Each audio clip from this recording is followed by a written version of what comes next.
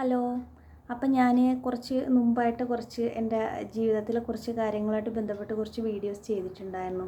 അപ്പോൾ ആ വീഡിയോ കണ്ട നിങ്ങൾക്കൊരു ചോദ്യം ചോദിക്കാനുണ്ടായിരുന്നു, ഇത്രയേറെ ദേഷ്യവും ഇത്രയേറെ വെറുപ്പും തോന്നാനുണ്ടായ കാരണം എന്താണ് എന്ന് നിങ്ങൾ ചിന്തിക്കുമായിരിക്കും. കാരണം ഞാൻ അനുഭവിച്ചതിൻ്റെ ഒരു 10% പോലും എനിക്ക് ആ വീഡിയോ വഴിയോ അല്ലെങ്കിൽ ഒരാളോട് സംസാരിക്കുന്ന വഴിയോ എനിക്ക് ഇറക്കി വെക്കാൻ എനിക്ക് കഴിയില്ല. കാരണം ഓരോരുത്തർക്കും അറിയാമല്ലോ, ഇപ്പോൾ നമ്മളെ ഒരു ശരീരത്തിലൊരു മുറിവുണ്ടാകുമ്പോൾ അത് ഓരോരുത്തർക്കും ഓരോ രൂപത്തിലാണ് ശാരീരിക പ്രത്യേകതയും മാനസിക പ്രത്യേകതയും അനുസരിച്ച് അവരിലേക്ക് അത് ബാധിക്കുക. അത് മറ്റൊരാളെ അതുപോലെ തന്നെ മനസ്സിലാക്കിച്ചെടുക്കാൻ കഴിയില്ല. അതുപോലെ തന്നെയാണ് എൻ്റെ ഒരു കാര്യവും. ഞാനെന്ന് പറയുന്ന ഒരു പെൺകുട്ടിക്ക് എൻ്റെ ഒരു ബാക്ക്ഗ്രൗണ്ടിൽ, അതായത് എന്നെ എന്തെങ്കിലും പറഞ്ഞാലോ ചെയ്താലോ അടിക്കാനൊരാളില്ല, ഒരു ബ്രദറില്ല, ഒരു ഫാദറില്ല, അങ്ങനത്തെയൊക്കെ കാര്യങ്ങൾ വെച്ചിട്ടാണ് ചെയ്ത് കൂട്ടിയത്.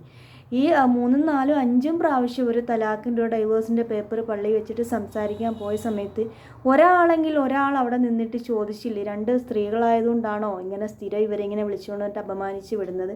തലാഖ് ചൊല്ലിയിട്ട് എന്താണെന്ന് വെച്ചാൽ ചെയ്ത് വിടുക, അവരവരെ വഴിക്ക് പോയി ജീവിക്കട്ടെ, അവർ ജീവിക്കട്ടെ, അവരുടെ പാട്ടിന് ജീവിച്ച് തെളിയിക്കട്ടെ. ഇടയ്ക്കിടയ്ക്ക് ഇങ്ങനെ വിളിച്ചിട്ട് ഇവരെ ഇങ്ങനെ മെൻ്റൽ ടോർച്ചർ ചെയ്യേണ്ട ആവശ്യമുണ്ടോ എന്ന് ചോദിക്കാൻ പള്ളിയിലും നാട്ടിലും ഒന്നും ആരും ഉണ്ടായില്ല. അതുപോലെ തന്നെ ഞങ്ങൾക്കുള്ള എല്ലാം പിടിച്ചു പറിച്ചിട്ട് ഞങ്ങളിങ്ങനെ നടക്കുമ്പോൾ, ജീവിക്കാൻ എങ്ങും ഇല്ലാതെ സ്ഥലങ്ങളില്ലാതെ നടക്കുന്ന സമയത്ത് ഒരാൾ പോലും ചോദിച്ചില്ല, നിങ്ങൾ അവരുടേത് പിടിച്ചു വെച്ചിട്ടല്ലേ നിങ്ങൾ ഈ ജീവിക്കണത്, അവരുടേത് അവർക്ക് കൊടുത്ത് അവർ ജീവിച്ച് പോയിക്കോട്ടെ, അവരുടെ ജീവിതം അവർ ജീവിക്കട്ടെ, നിങ്ങൾക്കുണ്ടല്ലോ വേറെ സ്വത്തുക്കളുള്ള മക്കളോ വേറെ സ്വത്തൊക്കെ ഉണ്ടല്ലോ എല്ലാവരുടെയും, അത് കൊണ്ടുപോയി നിങ്ങൾ നിങ്ങളെ പാട്ടിന് ജീവിക്കുക, അവരെ എന്തിനാണ് ശല്യം ചെയ്യുന്നത്, അവരങ്ങ് പോയിക്കോട്ടെ, അവരെ വഴിക്കുന്നത്. എന്നിട്ടും അതിനും ആരും പറയാനുണ്ടായില്ല. എന്നിട്ട് അവസാനം ഇതൊക്കെ കേസൊക്കെ ആയ സമയത്ത് പോലീസ് സ്റ്റേഷനിൽ ആരും സംസാരിക്കാൻ നമുക്ക് വേണ്ടി ഉണ്ടായില്ല, സത്യം കേൾക്കാനും കോടതിയിൽ ഉണ്ടായില്ല, കളക്ടർ ഓഫീസിൽ ചെന്നിട്ടുണ്ടായില്ല, കമ്മീഷണർ ഓഫീസിൽ ചെന്നിട്ടുണ്ടായില്ല, ഒരു സർക്കാർ ഓഫീസിൽ ഒരു സ്ഥലത്ത് ഒരിടത്ത് നമ്മൾ പറയുന്ന കേൾക്കാൻ, ഒരു വേദന കേൾക്കാൻ ആരും എങ്ങും ഉണ്ടായില്ല എന്നുള്ളതാണ് സത്യം.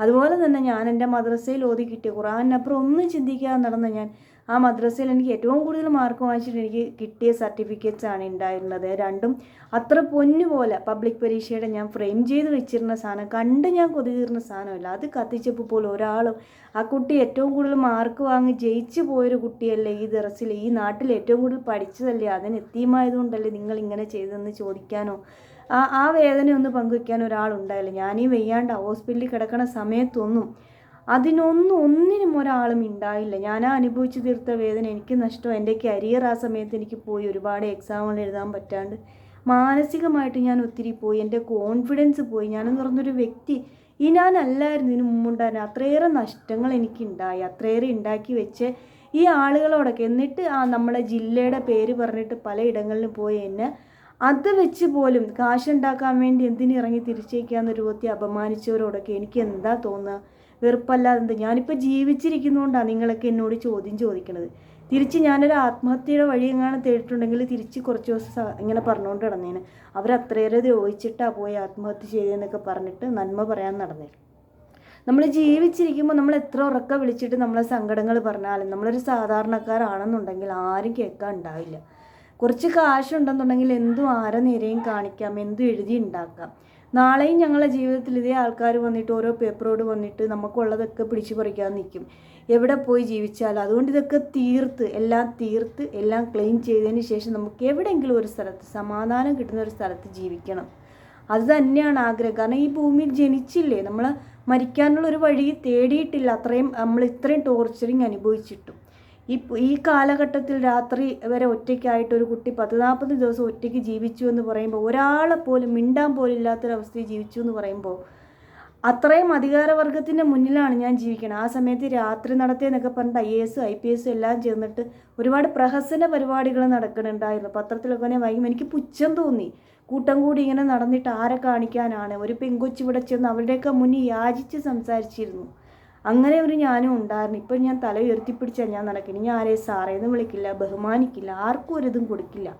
എല്ലാവർക്കും ഒരേ വിലയേ ഈ നാട്ടിലുള്ളൂ. മനുഷ്യനാവണം ആദ്യം, പഠിച്ച് വലിയ ആളാവുകയല്ല വേണ്ടത്. B A better human being എന്ന് പറയണം. തെരുവിലൂടെ നടക്കുമ്പോഴാണ് എനിക്ക് മോട്ടിവേഷൻ കിട്ടിയിട്ടുള്ളത്.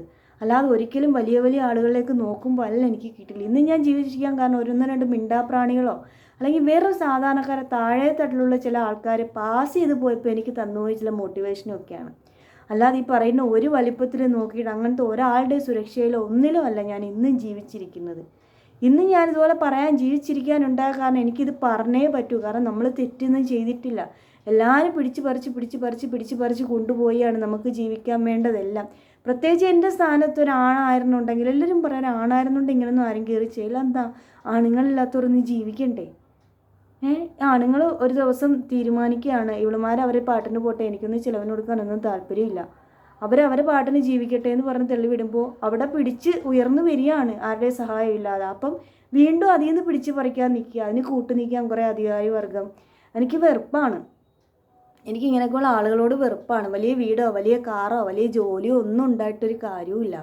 നല്ല മനുഷ്യരാവുക, ആർക്കെങ്കിലുമൊക്കെ ഒരു സുരക്ഷയോ കൊടുക്കാൻ കഴിയുന്ന, അല്ല ആരുടെയെങ്കിലും ജീവിതത്തിൽ സന്തോഷം നിറയ്ക്കാൻ കഴിയുന്ന, അല്ല ആരുടെയെങ്കിലും ജീവിതത്തിൽ വഴിത്തിരിവുണ്ടാക്കാൻ കഴിയുന്ന ആളുകളാവാനാണ് ശ്രമിക്കേണ്ടത്.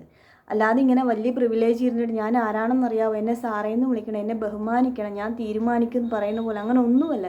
ഈ കാലഘട്ടങ്ങളിൽ ഞാൻ കടന്നുപോയ ഒരുപാട് സർക്കാർ ഓഫീസുകളുണ്ട്, രാഷ്ട്രീയ പാർട്ടിയിലുള്ള ആൾക്കാരെ ഞാൻ കണ്ടിട്ടുണ്ട്, ഒരുപാട് കാര്യങ്ങൾ. എനിക്ക് വേണ്ടി ഞാൻ ആരുടെ സംസാരിക്കാൻ പോയിട്ടില്ല, പക്ഷേ മറ്റു പലർക്കും വേണ്ടി സംസാരിക്കാൻ വന്നിട്ട് എന്നെയൊക്കെ വെച്ചിട്ട് മോശമായിട്ട്, ഭയങ്കര മോശമായിട്ട് ഷൗട്ട് ചെയ്ത് മാക്സിമം ഇറിറ്റേറ്റ് ചെയ്ത് എങ്ങനെങ്കിലും പോയി അവസാനിക്കുന്ന ഇവരൊക്കെ ജീവിതം അവസാനിപ്പിക്കട്ടെ എന്ന രൂപത്തിലാക്കാൻ വേണ്ടി സംസാരിച്ച ആളുകളെ വരെ ഞാൻ കണ്ടിട്ടുണ്ട്. തിരിച്ചൊരിക്കലും അവർക്ക് പറയാനുള്ള കേൾക്കട്ടെ, അല്ലെ കുട്ടിക്ക് പറയാനുള്ള കേൾക്കട്ടെ എന്ന് പറഞ്ഞ് ഒരു അരമണിക്കൂർ എനിക്ക് വേണ്ടി